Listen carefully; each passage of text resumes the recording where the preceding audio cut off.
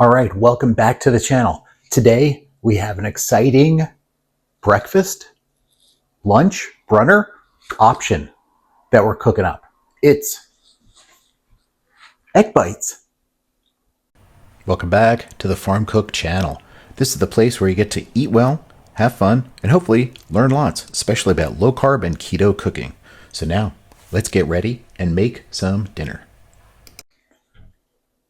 So what's the deal with egg bites? Egg bites are awesome. If you are feeling a little bit peckish, drop one in the microwave to reheat after you've already made up a batch of them. Or if you're just getting things ready in the morning, you can cook up a whole batch of these. And I happen to have some molds that make up 7 egg bites each. You can do 2 stacks in the pressure cooker, and they can be done really easily. In addition to being easy and delicious, you can customize them. So you can put in exactly the ingredients that you want to make your own egg bite.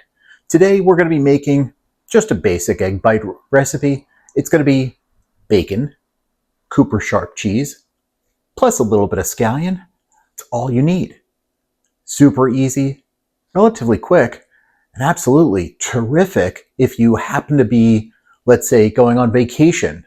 You don't want to be bothered with cooking something first thing in the morning. You just want to have something really quick and ready to go.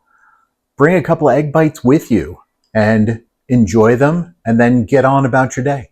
Egg bites, super awesome, tasty food. So I'm not sure exactly where the idea for egg bites first emerged, but they became popularized with the sous vide egg bites that Starbucks would sell. And there are a couple of different flavors that flavor combinations that they put together. Became kind of a big deal, and Costco started carrying them. It was a thing. And fortunately, people responded. They created copycat recipes of what was available at Starbucks. And that's all I'm doing here is basically taking that recipe for the egg bites, dropping in some eggs, some large curd cottage cheese. And because I'm trying to do a keto thing, this is the full fat version. I think it's a 4% milk fat. And after that, it's just salt and pepper. So super easy. Let's drop everybody in the pool and let's get going. I think this is the recipe calls for the original recipe that I had seen called for 4 eggs and 1/3 of a cup of cottage cheese, but the molds that I have hold a little bit more than that. So I've put in 6 eggs, and this is closer to 2/3 of a cup, 3/4 of a cup of cottage cheese.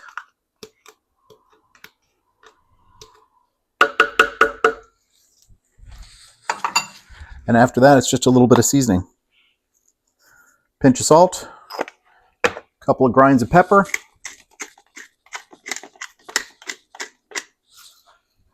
and mix, and then get ready to get your molds going.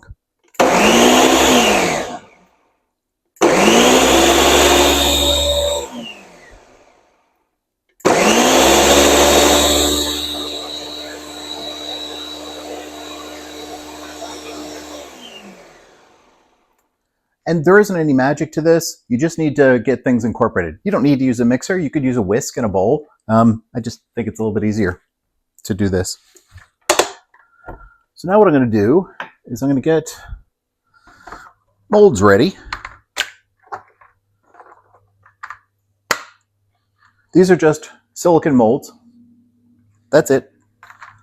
I'm going to take a little bit of the renderings from the bacon that I cooked earlier and make sure that once the eggs are done, that they don't stick at all to the silicone. The silicone is very, very non-stick, but I have had occasion where maybe some of the cheese that is going to go into the molds adheres, and the egg bite doesn't want to come out of the mold. That's no fun. So in addition, who doesn't love a little extra bacon flavor?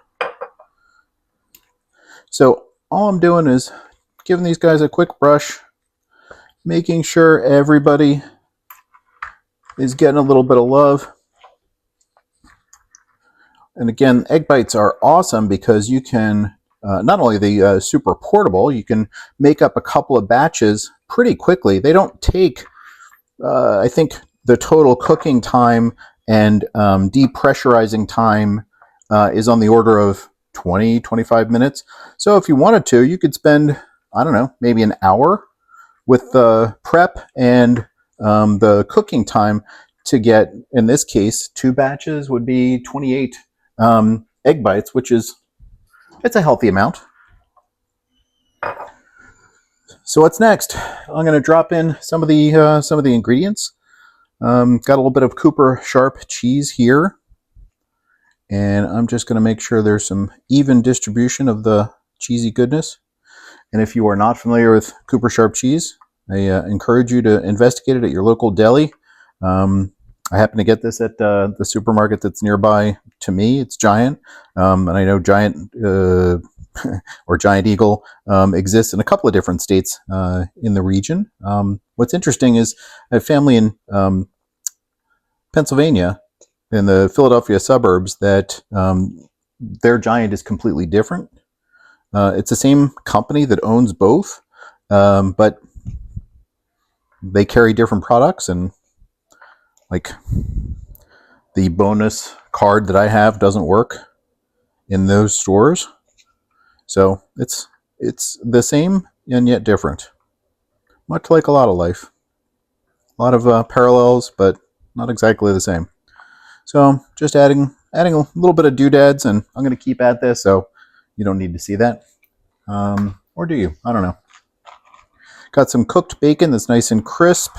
This happens to be thick cut bacon that I had baked this morning. Love the idea and love the process of baking bacon. Not only does it decrease the potential for mess in the kitchen and splattering in the kitchen, the cleanup is also very, very easy.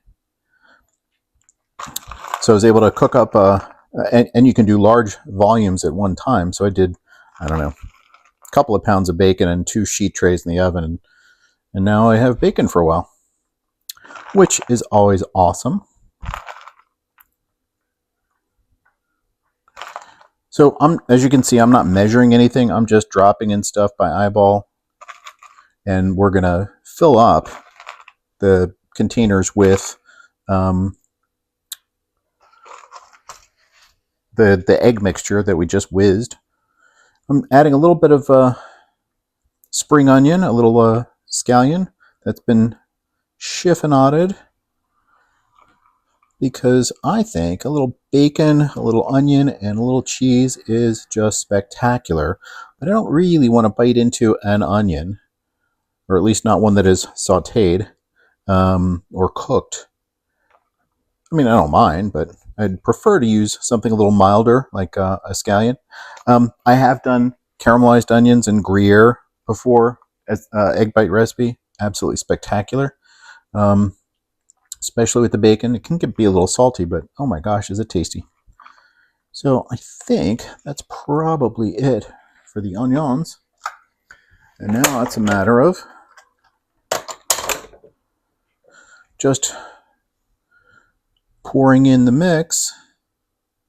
Don't want to fill it up too far. Want to give it space to grow. There's some egg bite recipes that call for baking soda or baking powder to try and leaven it a little bit. I haven't found the need for that, so I just use a little bit of air by mechanically whipping the egg mixture.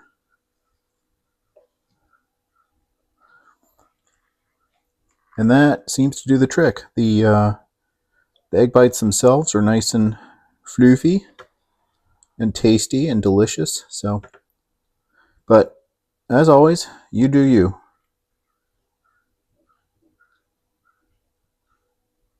And obviously, it depends on the size of the egg. Sometimes, if you have some larger eggs, you may have a little bit extra. If you have some smaller eggs, you might have a need to add another one. So you just do what you need to do to get it filled the right amount. What exactly that amount is, I'm not sure because I'm not measuring. I'm just eyeballing. I'm going about 3/4 of the way up.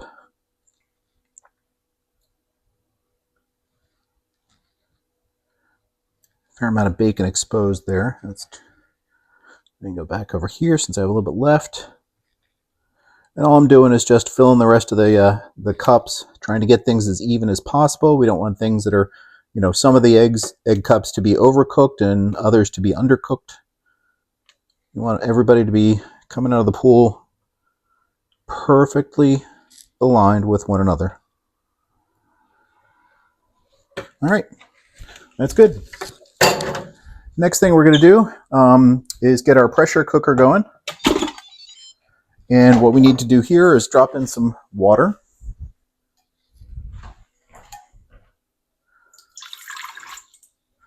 I probably could use a little bit more.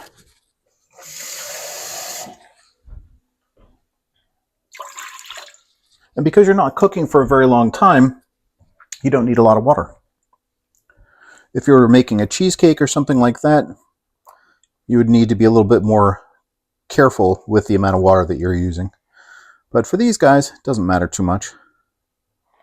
So all I'm doing is putting on the lids for the molds, making sure everybody is sealed up, because we want these guys to stay put in their molds. It happens every once in a while if you don't get if you don't get these sealed properly, if you're in a little bit of a hurry, don't get these sealed properly, the pressure can cause them to sort of reach out, make a little bit of a intrusion into other spaces. So I think these guys are pretty well sealed up. I'm going to stack them one on top of the other. And then drop them into the pressure cooker.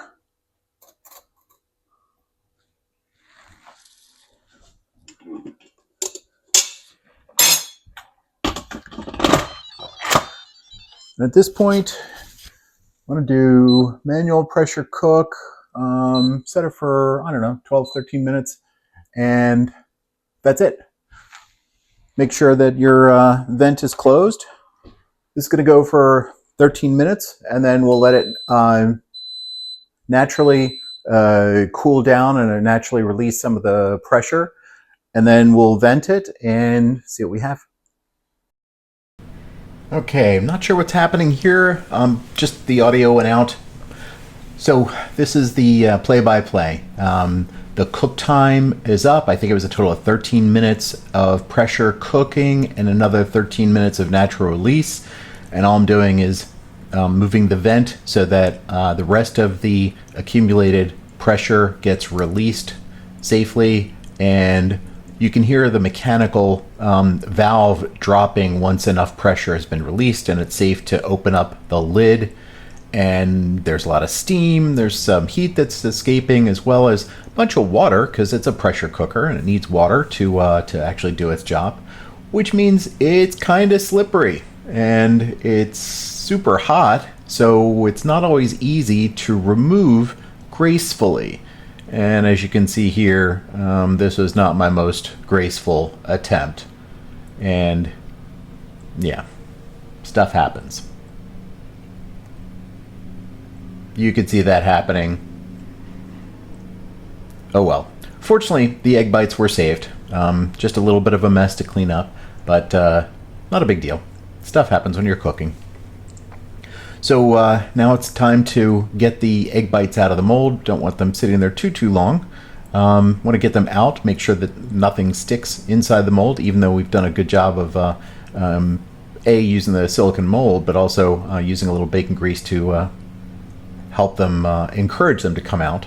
So all I'm doing is inverting the molds, and voila, out come the egg bites. So at this point, they look good, but do they taste good? We got to figure that out. So getting ready to do a little taste test. These things are so yummy. They are quite delicious. I mean, they have to be, right? Because it's just eggs and cheese, and in this case, bacon, and a little bit of scallion. Can't go wrong there. They're still screaming hot, but oh my gosh, so delicious.